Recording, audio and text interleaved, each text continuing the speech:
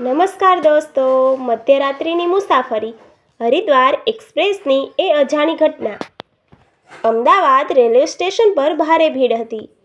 Train number 19,405 Haridwar મેલ platform પર આવીને ઊભી રહી. 22 વર્ષની માનસીએ પોતાનો સામાન સંભાળ્યો અને સ્લીપર કોચ S5માં પ્રવેશ કર્યો. માનસી દિલ્હીમાં એક પ્રાઇવેટ કંપનીમાં જોબ કરતી હતી અને આ વખતે તે રજાઓમાં હરિદ્વાર પોતાના પરિવાર પાસે જઈ રહી હતી. તેના પિતા ત્યાં એક આશ્રમમાં સેવા આપતા હતા. માનસીની સીટ લોઅર બર્થ એટલે કે નીચેની સીટ હતી. તેની આજુબાજુની સીટો પર એક વડીલ દંપતી અને 2 યુવાનો બેઠા હતા. ટ્રેન ઉપડી એટલે માનસીએ રાહતનો શ્વાસ લીધો. શરૂઆતની થોડી કલાકો સામાન્ય રહી. માનસીએ ફોનમાં થોડી ગેમ્સ રમી, ગીતો સાંભળ્યા અને રાત્રે લગભગ 10 વાગ્યે આજુબાજુના પેસેન્જરો સૂઈ ગયા એટલે તેણે પણ લાઇટ બંધ કરીને આંખો મીચી દીધી. ટ્રેનની ગતિ અને તેનો અવાજ એક વિચિત્ર શાંતિ આપી રહ્યા હતા. રાત્રે આશરે 2:30 વાગ્યાની આસપાસ ટ્રેન મધ્યપ્રદેશ અને રાજસ્થાનની સરહદ નજીકના કોઈ અવાવરૂ વિસ્તારમાંથી પસાર થઈ રહી હતી. અચાનક માનસીની ઊંઘ ઉડી ગઈ. તેને લાગ્યું કે કોઈ તેના પગને અડી રહ્યું છે. તેણે આંખો ખોલીને જોયું તો આખો ડબ્બો ગાઢ અંધારામાં ડૂબેલો હતો. માત્ર ઇમરજન્સી લાઇટોનો આછો પીળો પ્રકાશ દેખાતો હતો. માનસીએ આજુબાજુ નજર દોડાવી. બધા પેસેન્જરો ઘસઘસાટ સૂતા હતા. ટ્રેન ખૂબ જ ઝડપથી દોડી રહી હતી, પરંતુ વાતાવરણમાં એક અજીબ ઠંડક પ્રસરી ગઈ હતી. જૂન મહિનાની ગરમીમાં પણ માનસીને ધ્રુજારી પડી ગઈ. તેણે ચાદર સરખી કરી અને ફરી સૂવાનો પ્રયત્ન કર્યો. બરાબર એ જ ક્ષણે તેણે ટ્રેનના 2 ડબ્બા વચ્ચેની ગેલેરીમાં, જ્યાં વોશ બેસિન હોય છે, માંથી કોઈના રડવાનો ધીમો અવાજ સંભળાયો. તે કોઈ યુવતીનો અવાજ હતો, જે ખૂબ જ લાચાર લાગતી હતી. શરૂઆતમાં માનસીને વિચાર્યું કે કોઈ સહપ્રવાસી તકલીફમાં હશે. માનવતાના નાતે તે પોતાની સીટ પરથી ઊભી થઈ અને ધીમે પગલે ગેલેરી તરફ ગઈ. ત્યાં લાઇટ ચાલુ બંધ થઈ રહી હતી. ગેલેરીના ખૂણામાં લાલ રંગની સાડી પહેરેલી એક યુવતી મોઢું છુપાવીને રડી રહી હતી. તેની ઉંમર માનસી જેટલી જ લાગતી હતી.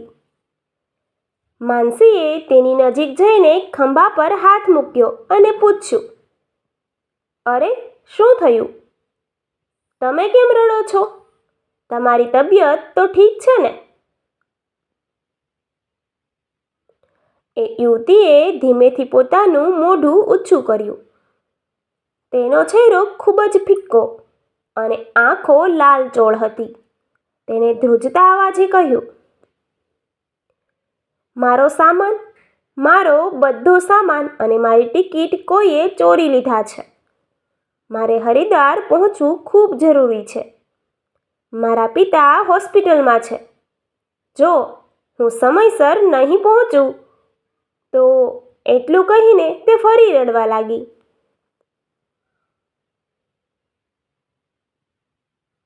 માનસીનું હૃદય પીગળી ગયું. તેણે કહ્યું, "તમે ચિંતા ન કરો. મારી પાસે એક્સ્ટ્રા પૈસા છે. હું ટિકિટ ચેકર સાથે વાત કરીને તમારી ટિકિટની વ્યવસ્થા કરી આપીશ. તમે મારી સીટ પર આવીને બેસો." માનસી તે યુવતીને પોતાની સીટ S5 તરફ લાવવા પાછળ ફરી. પણ જેવી તે પોતાના કોચમાં આવી, તેણે જોયું કે પાછળ કોઈ નહોતું. તે યુવતી ગાયબ થઈ ગઈ હતી. માનસી ચોંકી ગઈ. તેણે વિચાર્યું કે કદાચ તે ડરના માર્યા વોશરૂમમાં જતી રહી હશે. તે પાછી વળી અને વોશરૂમનો દરવાજો ખખડાવ્યો, પણ અંદર કોઈ નહોતું. આખી ગેલેરી ખાલી હતી. માનસીના મનમાં થોડો ફડફડાટ શરૂ થયો.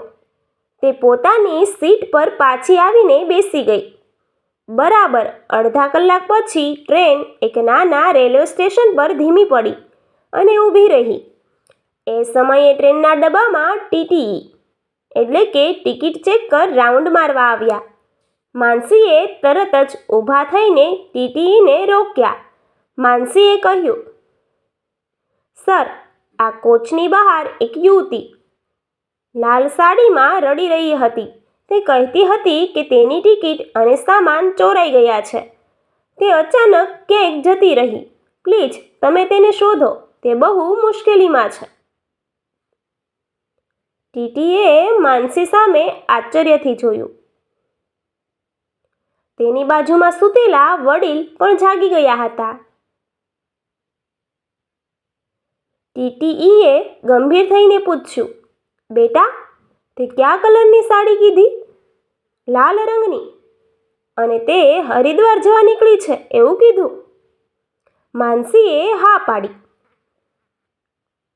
ટીટીનો ચહેરો સફેદ પડી ગયો. તેણે આજુબાજુ જોયું અને ભારે અવાજે કહ્યું, બેટા, તું શાંતિથી તારી સીટ પર બેસી જા અને ભગવાનનું નામ લે. માનસીએ ગભરાતા પૂછ્યું, પણ કેમ સર? શું વાત છે? ટીટીઈએ કોચના દરવાજા પાસે જઈને માનસી અને પેલા વડીલને આખી વાત જણાવી. બરાબર 1 વર્ષ પહેલાં આ જ તારીખે અને આ જ હરિદ્વાર એક્સપ્રેસમાં એક દુર્ઘટના ઘટી હતી. એક આરતી નામની યુવતી પોતાના બીમાર પિતાને મળવા હરિદ્વાર જઈ રહી હતી. આ જ સ્લીપર કોચમાં કેટલાક લૂંટારુઓ ઘૂસી ગયા હતા. તેમણે આરતીનો સામાન અને ઘરેણાં લૂંટવાનો પ્રયત્ન કર્યો. આરતીએ બહાદુરીથી સામનો કર્યો, પણ લૂંટારુઓએ તેને ચાલુ ટ્રેને બહાર ફેંકી દીધી. આ જ ટ્રેક પર તેનું મોત નીપજ્યું હતું. ટીટીઈએ આગળ ઉમર્યું.